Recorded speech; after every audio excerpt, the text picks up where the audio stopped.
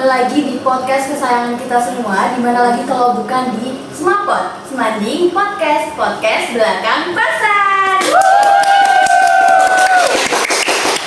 Oke teman-teman, akhirnya ya podcast ini kembali lagi hadir di episode ketiga. Dan kali ini mungkin podcastnya agak berbeda nih teman-teman dari podcast-podcast sebelumnya.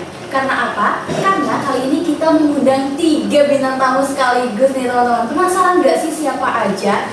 Tapi sebelum itu, perkenalkan nama aku Kian Azhara Anastasia Putri selaku host pada podcast kali ini. Oke teman-teman, bintang tamu kita kali ini adalah siswa-siswi berprestasi SMA Negeri 1 Gadingrejo yang telah lolos menjadi Paskibraka Kabupaten Prinsewu dan Paskibraka Provinsi Lampung pada 17 Agustus 2024 kemarin. Wow, penasaran gak sih teman-teman siapa aja? Langsung aja deh kita panggil Amanda, Bio, dan Jauza. Silakan. Auranya sudah terpancar gitu ya teman-teman ya. Langsung aja duduk kalau itu. Oke teman-teman, sekarang kita sudah bersama Paskibraka Kabupaten Prinsewu dan Provinsi Lampung nih. Halo, gimana kabarnya? Baik. Sebelum kita tanya-tanya nih ya, boleh dong kalian sapa-sapa Sobat Semanding atau perkenalan diri dulu ke Sobat Semanding. Halo teman-teman semua, izin memperkenalkan diri. Saya Amanda Firtana Rizky dari kelas 11-9. Saya Paskibraka Provinsi Lampung tahun 2024. Halo teman-teman, izin memperkenalkan diri. Nama Laksamana Jauza dari kelas 11-10. Saya Paskibraka Kabupaten Prinsewu tahun 2024. Halo teman-teman semua, izin memperkenalkan diri. Saya Bio Natus Hoyake dari kelas 11-9. Saya Paskibraka Kabupaten Prinsewu tahun 2024. Oke, jadi di sini Kabupaten Prinsewu ada 2 ya, Jauza sama Bio. Kalau yang dari Provinsi Lampung ini teman-teman ada Amanda. Kesibukan kalian akhir-akhir ini apa sih kalau boleh tahu? Kalau untuk saya masih sibuk sekolah dan belajar fisika, karena masih belum ada kegiatan yang terbaru. Oke, kalau Jauza? Kalau saya kesibukannya melengkapi tugas-tugas yang kemarin. Soalnya kemarin kan Paskibraka karantina terus ketinggalan tugas sama saya. Mungkin saya ngejar materinya yang kemarin ketinggalan pas lagi karantina. Jadi belajar gitu ya. Kalau Bio? Kalau saya mengerjakan tugas-tugas yang berkelanjutan. Oke, sekarang kalian sudah menjadi Paskibraka ya. Nah, pertama kali kalian tahu kalau kalian itu lolos, rasanya kayak mana sih? Apa terharu, apa senang, atau gimana? Kalau saya senang nggak? Terharu juga dan bangga. Pokoknya tuh campur aduk. Karena menjadi Paskibraka itu keinginan saya. Kalau lu Jauza? Kalau untuk saya bangga, terus kaget juga awalnya kenapa bisa lolos karena saya juga posisinya pas seleksi itu di antaranya tuh saya paling pendek gitu. Di sana itu banyak yang lebih putih gitu. Tapi ternyata kan di sana juga di tesnya itu nggak hanya dilihat dari tinggi badan sama postur tubuh, tapi dari kepribadian dan lain-lain. Oke, jadi agak ragu-ragu awalnya ya karena kurang tinggi. Kalau untuk Bio sendiri? Kalau saya terharu, kaget juga Kak, karena saya bisa lolos. Karena waktu seleksi itu saya juga ada halangan. Oke, jadi aku nanya lagi sih, kenapa kalian tertarik menjadi seorang Paskibraka? Apa yang membuat kalian tertarik gitu? Kalau untuk saya sendiri, karena saya ingin mengembangkan kedua orang tua saya, menambah pengalaman dan juga menambah teman. Dan saya juga ingin melanjutkan dari Paskibraka Kecamatan. Oke, jadi kamu sebenarnya udah Paskibraka Kecamatan di kelas 10? Di kelas 10. Oke, kalau Jauza? Kalau untuk saya itu impian dari kecil karena dulu kan sering lihat upacara 17-an di TV. Saya lihat keren banget gitu kan, gagah. Begitu sih. Jadi pengen tertarik gitu ya? Iya, di TV gitu. Ya. Kalau Bio? Kalau saya sendiri itu ingin mendapat pengalaman, ingin membahagiakan orang tua dan mencari prestasi Kak. Oke. Nah tadi kan disebutin nih, tadi katanya Jauza ada tes-tesnya kan. Aku boleh tahu nggak sih dari kabupaten sendiri itu tes awal masuk itu kayak mana supaya bisa menjadi Paskibraka? Saya tahu teman-teman yang di sini yang nonton pengen menjadi kayak kalian bertiga nih keren-keren, boleh kasih tips and triknya nih. Dan dikasih tahu seleksinya apa aja, tesnya dari awal banget sampai kalian bisa lolos. Boleh dari kabupaten?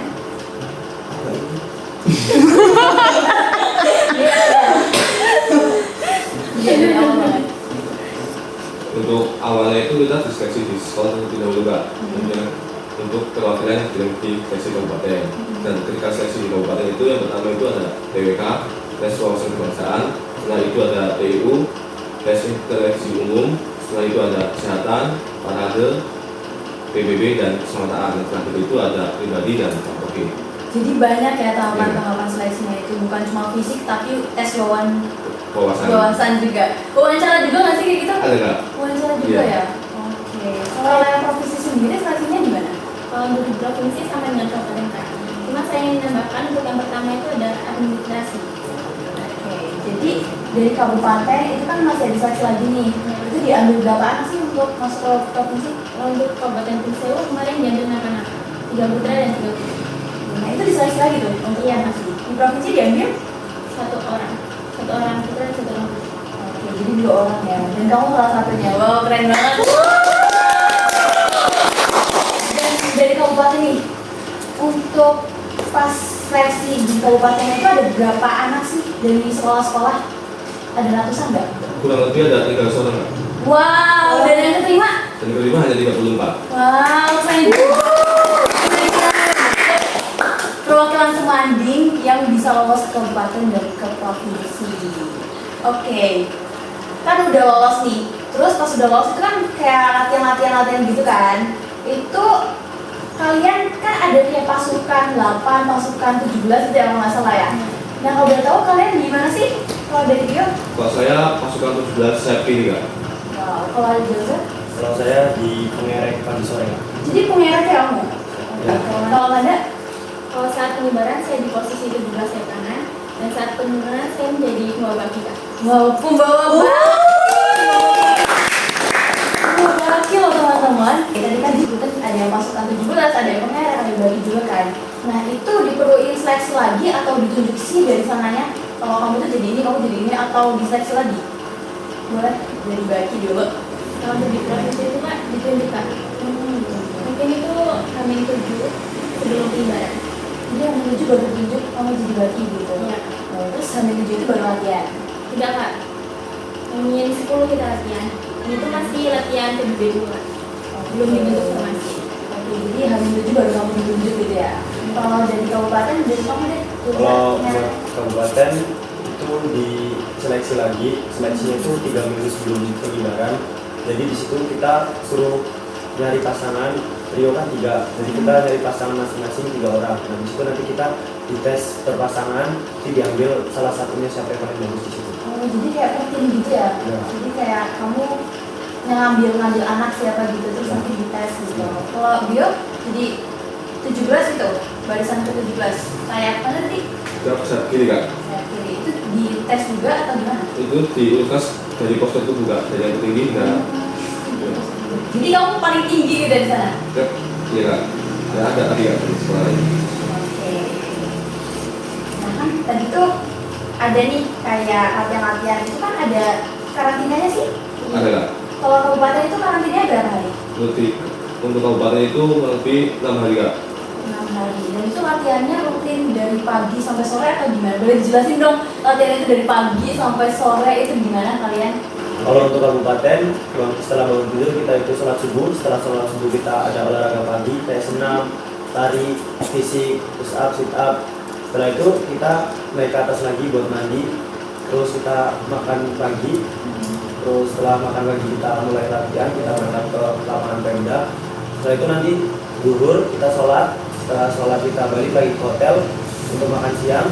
Kemudian setelah kita makan siang kita kembali latihan lagi ke lapangan Pemda. Dan setelah itu sore kita kembali ke asrama untuk bersih-bersih dan sholat subuh. Kita langsung bersih. Kemudian setelah makan siang kita kembali latihan lagi. Dan setelah latihan itu kita sore kembali ke asrama untuk bersih-bersih. Dan setelah bersih-bersih kita melaksanakan sholat maghrib. Setelah sholat maghrib kita makan malam. Dan setelah makan malam kita ada kegiatan lagi yaitu materi malam. Oh, itu tidurnya jam berapa tuh? Kurang lebih jam 12 ke atas. Itu setiap hari? 7 hari itu? Iya Kak. Kalau dari provinsi sendiri, gimana sih cara latihan di provinsi dari pagi sampai sore sampai malam bahkan? Kalau untuk di provinsi kita bangun itu jam 4 Kak. Kita sholat tahajud.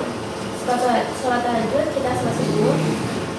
Setelah itu olahraga pagi. Kita olahraga pagi dan latihan PBB sekitar 10 menit. Setelah itu kita masuk ke hotel, kita sarapan pagi. Kita sarapan, kita bersih-bersih, mandi. Dan jam 6:30 itu kita masuk lapangan kami. Oke, jadi bangunnya lebih awal dari kalian kabupaten. Kabupaten tadi 4:30 ya? Kalau yang provinsi jam 4. Sholat tahajud dulu ya? Iya, Kak. Wow, keren banget. Oke, pertanyaan selanjutnya nih. Kan selama karantina nih ada kabupatennya berdua. Kalau provinsi berapa sih? Satu Satu teman 2 orang, Kak. sama 2 orang tuh. Ada nggak sih kalian pengalaman paling berkesan gitu selama karantina? Untuk pengalaman yang paling berkesan itu waktu hari pertama masuk lapangan, Kak. Karena kita kan badannya belum terbiasa, jadi banyak momen-momen yang seru banget. Kalau kalian berdua ada nggak sih pengalaman yang paling berkesan gitu selama karantina atau latihan? Untuk saya sendiri itu ada Kak, itu waktu saat penurunan malam. Ada pengalaman juga? Ada Kak. Itu setelah kita melaksanakan tugas. Setelah penurunan kita penurunan malam. Di situ. Kalau untuk saya itu pas lipat bintang bendera. Nah, kan kebetulan juga di situ bendera itu baru diganti loh Pak. Sebelumnya itu dari 2014. 11 nih Pak. Saya pengalaman paling berkesan di asrama itu pas lipat bintang bendera. Kebetulan di angkatan saya, di angkatan 79, itu benderanya itu baru diganti Kak. Sebelumnya itu benderanya itu dari 2011 baru diganti sampai 2023. Nah, untuk angkatan saya ini baru diganti. Itu pertama kali ya? Iya. Terus di situ saya merasa bangga. Iya pastinya dong, karena bendera pertama kali dipegang kamu ya. Wow. Lanjut lagi. Selama kalian latihan, apa sih tantangan terbesar kalian gitu? Apa kalian merasa capek atau bener-bener wah deh udah mau stop sampai sini aja? Ada nggak sih rasa kayak gitu? Dan tantangan terbesar dari kalian itu apa? Kalau untuk saya saat latihan capek sih ya, Kak. Tapi maksudnya capek. Dan untuk tantangannya itu karena H-5 karantina itu saya sakit gigi, Kak. Jadi waktu di asrama juga sakit gigi itu cukup menghalangi. Wow. Sakit banget, sakit banget sakit. Kalau dari Bio, ada nggak tantangan terbesarnya selama latihan? Kalau saya sendiri itu mungkin capek dan rasa ngantuk ketika latihan Kak. Karena tidak suka tidurnya itu larut malam dan bangunnya pun harus pagi. Oke, tadi kan ada karantina nih selama 7 hari, bahkan ada selama 2 minggu ya, 2 minggu. Itu gimana sih cara proses belajar kalian ketinggalkan di sekolah? Gimana cara bagi waktu kalian sama tugas-tugas yang tertinggal itu? Mungkin untuk saat karantina kita tidak memikirkan tugas itu, Kak. Setelah pulang itu mungkin kan tidak ada kegiatan, jadi hanya sekolah sampai setengah 4. Untuk mengerjakan tugas yang tertinggal itu bisa pulang sekolah sampai malam. Jadi push gitu ya, Iya. tugas-tugas. Kalian juga sama? Bisa sama. Oke, gimana sih dampak kegiatan Paskibraka ini dalam perkembangan karakter kalian? Kalau untuk dari saya itu melatih tanggung jawab dan kedisiplinan, terus menanamkan jiwa nasionalisme, terus cinta tanah air. Oke, boleh nih kalian kasih motivasi atau saran ke teman-teman yang ada di sini yang mau menjadi kalian menjadi seorang Paskibraka. Untuk teman-teman semua yang ingin bergabung menjadi seorang paskibraka, persiapkan diri kalian sebaik mungkin, terus jaga kesehatan, latihan fisik, contohnya seperti mulai jogging, latihan sit up, push up, back up, dan menambahkan wawasan kebangsaan. Untuk kalian yang ingin menjadi anggota Paskibraka, persiapkan dari sekarang untuk jaga kesehatan, latihan fisik, terutama untuk fisiknya itu push up, sit up, terus lari, terus kalian sering-sering jogging, dikuranginnya begadang, terus untuk yang penting juga kalian percaya diri, gitu sih. Kalau dia sendiri. Untuk kalian yang ingin menjadi anggota Paskibraka, siapkan fisik kalian, mental, dan pengetahuan umum, dan jaga kesehatan saja. Oke, ini pertanyaan terakhir nih. Apa sih harapan kalian untuk masa depan Paskibraka di Indonesia, khususnya Provinsi Lampung dan Kabupaten Kisau? Untuk harapan saya untuk Paskibraka Kabupaten Kisau dan Provinsi Lampung, semoga melahirkan generasi emas yang berguna bagi bangsa dan negara. Harapan saya ke depannya untuk paskibraka, semoga tetap menjadi kegiatan yang positif dan berkembang, dan melahirkan generasi muda yang berpikir Pancasila. Dan untuk Paskibraka Kabupaten Kisau, semoga dapat mengirimkan Paskibraka ke tingkat nasional. Oke Sobat Mandiri, itu tadi pembahasan menarik seputar Paskibraka.